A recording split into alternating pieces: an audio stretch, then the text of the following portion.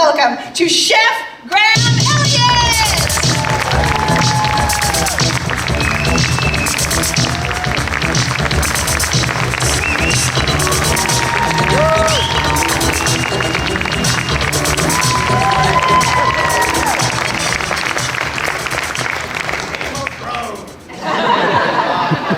Alright, how is everybody? Fine. Come on, we're at Disneyland. So I'll tell you all, oh my God. Can we turn it up? No? Okay. So all chefs are failed rock stars. So this is the closest I've been to be able to like come out on this thing and just like, dance and get everyone going. So, alright, that said, I like doing these little demo things, right? And what I always try to tell people is that even though you're sitting there and I'm like behind this little wooden table, we're really all just kind of hanging out in this room together, right? So I want us to feel like family and just hanging out and having fun. So if you have questions, comments, anything negative to say, bring it, all right?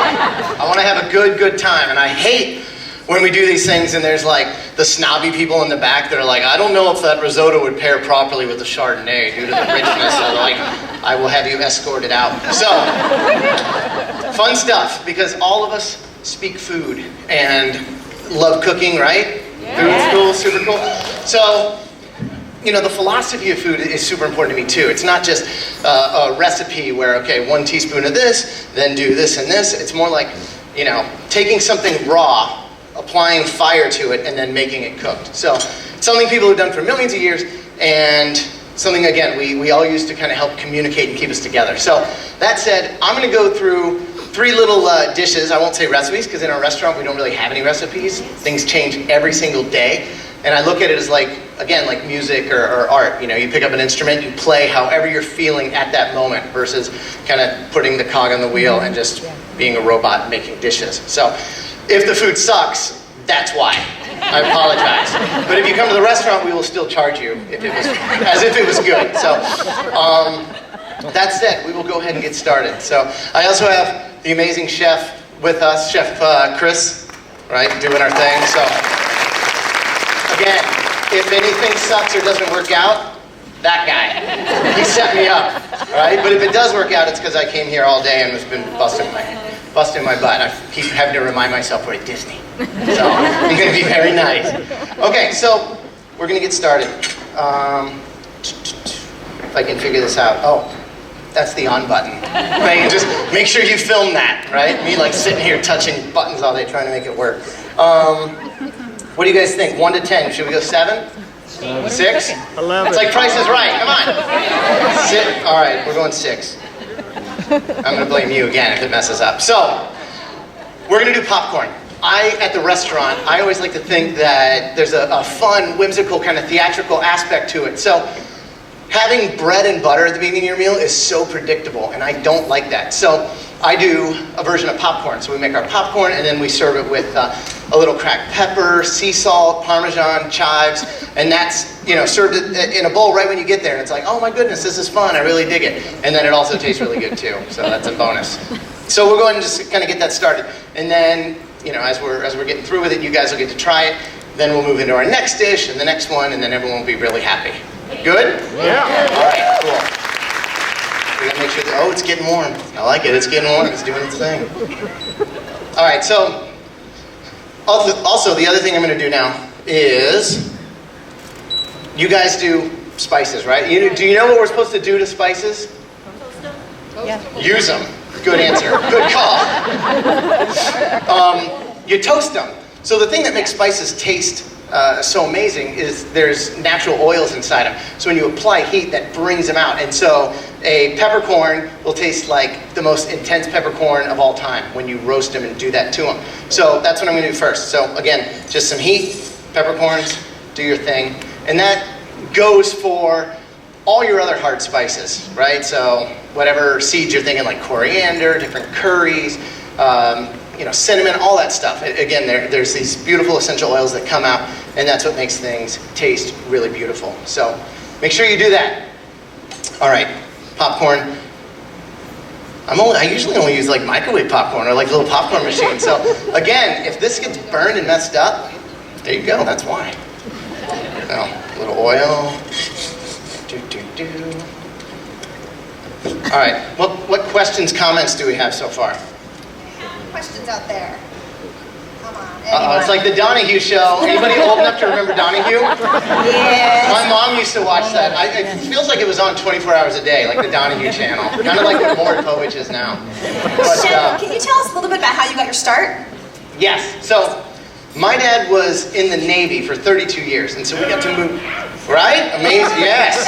He was a diver and also EOD, which is explosive ordnance disposal. So he would go and take apart bombs. So it was really cool because when you're at school and they would have like the go to your dad's work day, I'd have friends that like their dad was like an accountant, and then I got to go blow stuff up, and it was just like, oh dude, my dad's way cooler than yours. So my dad could blow your dad up. So that's the trade-off for like never seeing him because he's on a ship, right? It's like, well, he can blow stuff up. So, all right, so we're roasting our peppercorns. We're making sure that this is, oh, there we go, this one. All right, so that's doing its thing. This is nice and warm. We'll throw in our corn. Throw a little salt on it. We'll season it, of course, after, and we're going to add that Parmesan, which is nice and naturally salty, so you don't want to add too much. We'll let it kind of start to pop, then we'll throw the lid on. Okay, so moving around. Been to all 50 states, kind of all over the world. I've always loved the idea that food really represents the different cultures and regionality. So being able to live in the Philippines, Hawaii, Texas, California, down in Oxnard, right? You see all these different things and realize that food can be a way to communicate, can also be a way to find your own voice and do some artistry to it. So from an early age, I was really into that idea. And I also, surprisingly, really like to eat. So, right? So that's like my weight joke. So being able to combine all those things was awesome for me. And like I said, I sang and played guitar in a band, thought I was going to do that, and then you realize that everybody else wants to also. And so started as a dishwasher at 17, and from there started cooking, working in restaurants, getting in the kitchen. I love the idea that in the kitchen it was kind of like a pirate ship, right, Chef? Like it's no rules, it's crazy, you're just doing your thing. And then I really started taking it seriously, coming upon certain cookbook chefs, that were doing food that was really beautiful and intricate, and I love that aspect. So from there, I've just been really lucky enough to fall into the next spot, and I've been very goal-oriented. So I used to say, if I wasn't a sous chef by this age, I would quit. If I didn't run my own kitchen by this age, I'd do something else. So by the time I was 30, I got to open my restaurant, which is kind of what I'd always wanted to do. So, but TV and all that kind of stuff was never like an option, I guess, right? When we're starting out, it's like you want to cook, then maybe own a restaurant, and if like you're super lucky, then you put out a cookbook or something. But the way that cooking nowadays, it's almost the opposite, right? You have a lot of chefs that are on TV and have these empires that have never really run a restaurant or a kitchen or anything. So the word chef, what does it mean anymore? Is it a blogger? Is it someone that caters? Or watch out, dude, this is gonna get intense here, watch out. So you got all that stuff going on. And it's just like being a journalist, right? You got, did you say or do something? Okay. You got people that maybe started, back in the day, and they go to journalism school and they travel around the world and they're embedded, with the army doing these things. And then you got like a 17-year-old at home behind their internet, in their mom's basement, and they're writing all the same stuff and getting paid as much, and now they're a journalist. So the whole model seems to just kind of be broken, which is cool because there's no rules. And I think it's the same thing in the kitchen with cooking, right? It's not black and white, it's all gray area for you to interpret. So ever-evolving world in the kitchen. So, all right, so we got our peppercorns. They're nice and roasted, and you can smell. They're amazing. I wish I could smell. Anybody want to smell? All right, you do. There you go. You're gonna get one. See, it sounds fun until it lands on her forehead and it burns, and then like we're all sued. No good. All right, peppermill. Which one should we go with? Do we have a bigger one out there, anybody? Don't you love when you go to like the restaurant and they like pull out kind of like Excalibur, like the world's largest pepper, It's like 3 guys, holding it and balancing it to put on your 8 pieces of lettuce. Right? The smaller the food, the more expensive. Like, have you noticed that? I don't know why. Okay. funnel. What do we have that we want to? Oh, okay. So now we're going to try and do this. All right, I'm going to try this. We're going to see how much we can spill. Okay, only a couple. So we're doing all right. Now we'll try this. Chef, can you give that that popcorn a little shaky shake? Shake it off, shake it off. Taylor Swift fans in the house? T-Swift? What's her little group called? Not her entourage, what is it called? Squad. Her squad, exactly. Any members of the T-Swift squad? Yeah, my dad is a fan of Taylor Swift, and I don't know how that happened, and I don't like admitting it. It's like, did you hear her new song? I'm like, yeah, I did. You know what? You're 60. Like, it's not cool. Please. You know what's even creepier than that? When your dad or mom texts you and has an emoji on it. It's so not cool, right? It's just like, hey, what are you up to? It's like, I'm awesome, and it's like high fives and happy face. It's like, okay, please don't ever do that. It makes me super nervous and uncomfortable. So, all right, so here's our little popcorn. Oh, shh, be cool, be cool. It's like still popping at me, like it's angry. All right, there you go. Okay. Shh.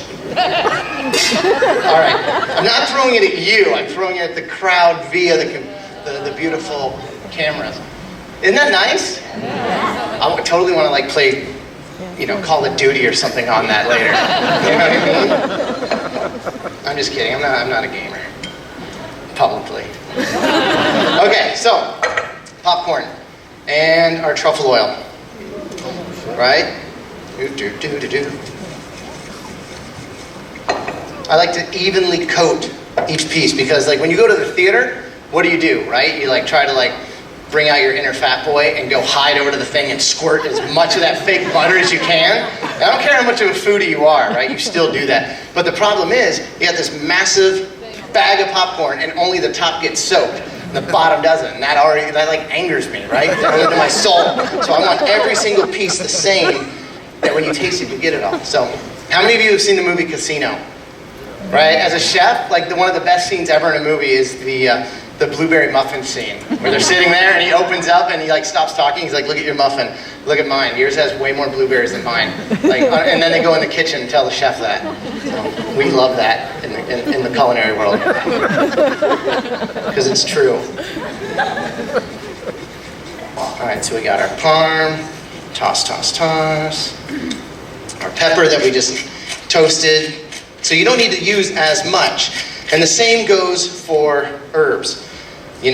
Again, I kind of say I don't think that there's a lot of rules when it comes to cooking, but there are certain things that just kind of make sense. Like, if you're using great ingredients, you don't have to use as much of them. And you don't have to put as many things on the plate. Sometimes the best ingredient is like the one that you leave off, because 2 or 3 things, like a tomato that's like bursting at the seams with juice, and you slice it, and like a drip of olive oil and sea salt, like absolutely leave it alone. Like kind of like drop the mic and step back, because it's perfect. You don't need to add like mozz and balsamic and torn basil and all these other things. Like, leave it alone.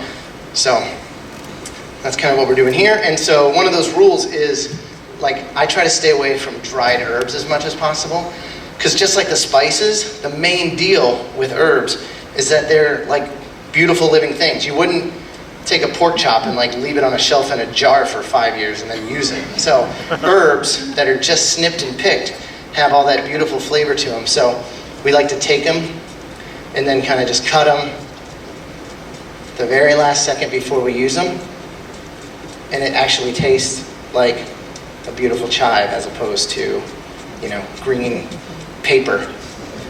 So this is all we do. And then we kind of put this in here. Nice and simple. Top it with that. And so, again, you can kind of do curried popcorn. You can do any other kind of herb you're thinking. Like in the summer, it's nice. You want to do chopped cilantro and lime or any of those things. It's really nice and fun. It's a good vehicle for you to turn it however you want, like a little blank canvas. So that is the little truffle popcorn herb and Parmesan.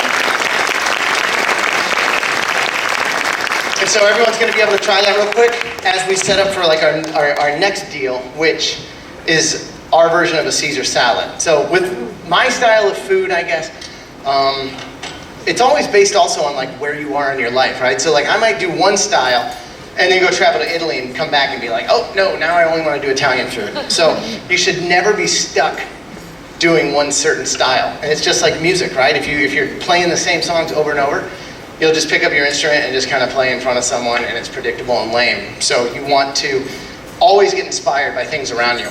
So being able to take dishes that all of us have had or seen before and put your own spin on it, that's what I think is really fun. So we just did that with the popcorn. The next one we're going to do is our take on a Caesar salad, right? Everybody knows Caesar salad. So, but what I like to do is kind of flip it on its head, because when you have seen a Caesar, it's chopped up lettuce, and then you take like old bread and toss it in the oven with like a little olive oil or sea salt or whatever it is and make these croutons. So I always thought like, man, why does the crouton get screwed in this whole deal? Like, let's show them off. So that's what we're gonna do real quick.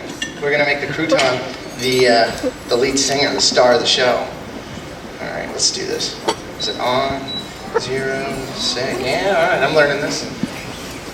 Okay, so we'll start off with our dressing, right? What do you think? All right.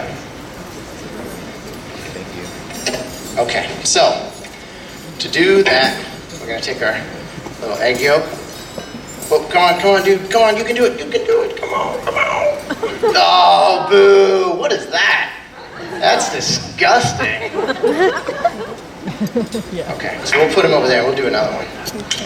He didn't want to get right. He's a hanger-on. Here we go, right, little trick.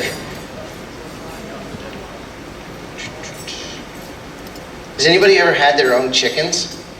Yep. You have? Yep.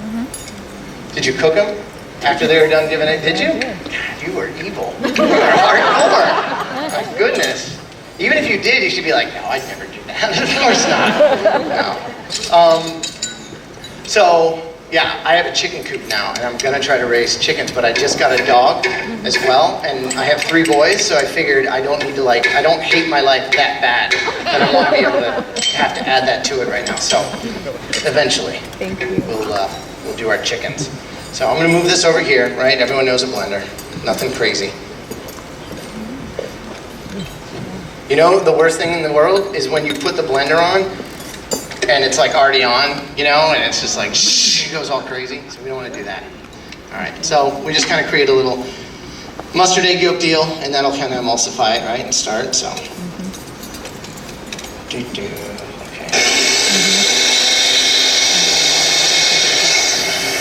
So we can, I've angered it. It seems so mad. Okay, so that's all buzzed up. Now, we'll add some of our herbs.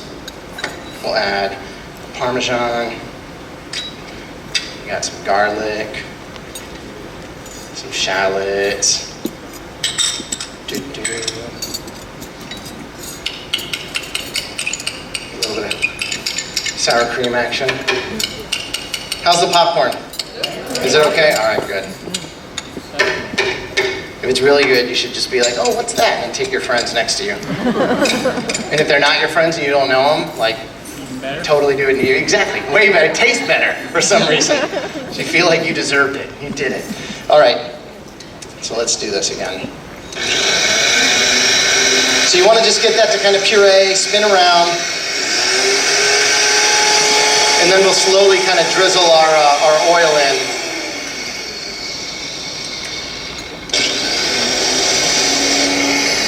All right, let that go.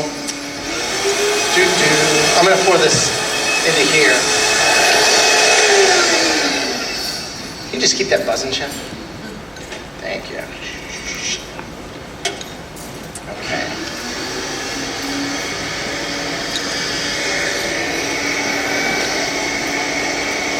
All right, so we can do this. And then at the same time, we've got our filling.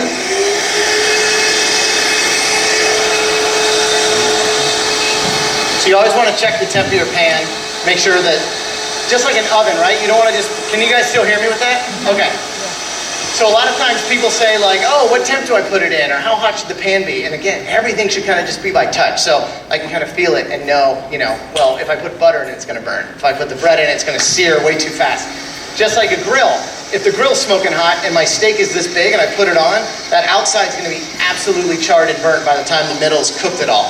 Same thing with an oven, right? Oven is like a gigantic box of heat. So if it says put in the oven for 350 for 10 minutes, my 350 in 10 minutes might be your 500 in 2 minutes. So always, you can't cook it and then it's completely screwed up and you're like, but the recipe said this. It's like, no. Like you should do like the Jedi, close your eyes, know exactly what the temp is, feel it. Like, that's how it goes. So, all right, brioche, right? Buttery bread. You guys like it? Yeah. Okay.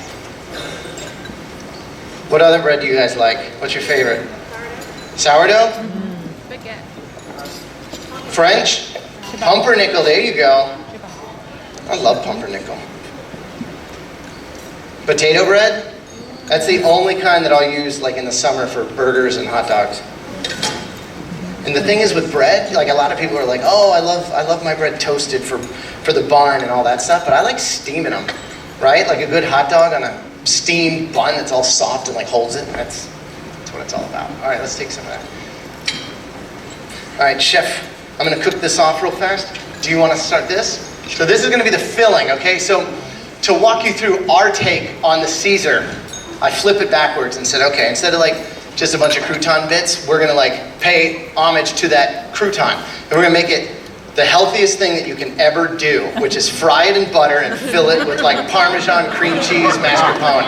So it's like 9,000 calories. But like I was saying earlier, it all balances out if you drink a Diet Coke with it. You know what I mean? I'm that guy. Like I just had a brownie, but then I have like a non-fat whatever. And it's fine.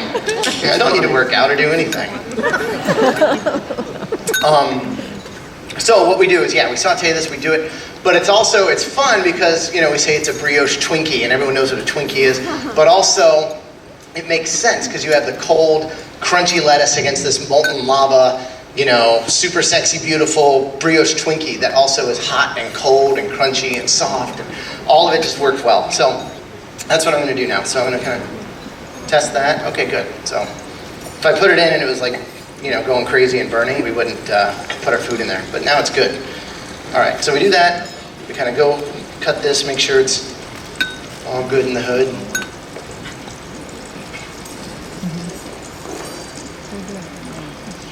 Go with that. All right. Make sure that they're nice and even. And then for this stuff, what I always try to do is I either, there's breadcrumbs, right? We all know that. But I like to do savory bread pudding. So right now at the restaurant, like we have lamb with like mint and favas, and we do a roasted garlic bread pudding. So you take all that, chop it up, same way you would do a regular bread pudding, but a bunch of roasted garlic and pepper and thyme and salt. And cut it out, little lamb on top, little fava, simple. 3 ingredients, that's what I try to focus on. Okay, so we get this, just make sure the temp's perfect again. So we buzzed all this up, we're gonna throw it all in there. Yeah, we can get it going. So we have cream cheese, mascarpone, Parmesan. The other thing is I'm going to top this dish with anchovies, and I need all of you to try them. Yes. And not be like, I'll try them and then try to hide them off the plate. And there's no dogs hidden under the table that you can get away with this for. But yes, anchovies generally suck, right? Because the ones that we have, this is the thing, right? The ones that we have are always in a can and they're preserved in salt and they're super fishy and gross. These are from like the southern coast of France. They're also in Spain, but boquerons, and they're white anchovies that just taste absolutely incredible. And I want you to at least give them a try. And then if you don't like them, you can spit them out. Literally, you can like spit them out in your napkin and deal with the embarrassment of the people next to you watching you and judging you. That's what you got to put up with. So, I do it because I love you. I beat you because I love you. That's the deal. All right, so now we're wiping down. Always wipe, always into your hand, put it away. Okay, so that's sauteing in butter. It's going to soak up the butter almost like a little sponge. We don't want it too hot because we don't want to burn it. At the same time, we'll take our lettuce now. Go back, kind of cut these guys. I like to trim them up. just so that they look nice and pretty. Same size as the crouton itself. Does anyone have any questions, comments, observations, I think issues? we got some questions back here, Chef. Yes. Do I hold it? Oh. So first things first, I wanted to thank your father for his service to our country. Awesome, thank I was you. in the Navy for 11 years. 4 of it, I was a culinary specialist, which is a glorified name for a cook in the galley.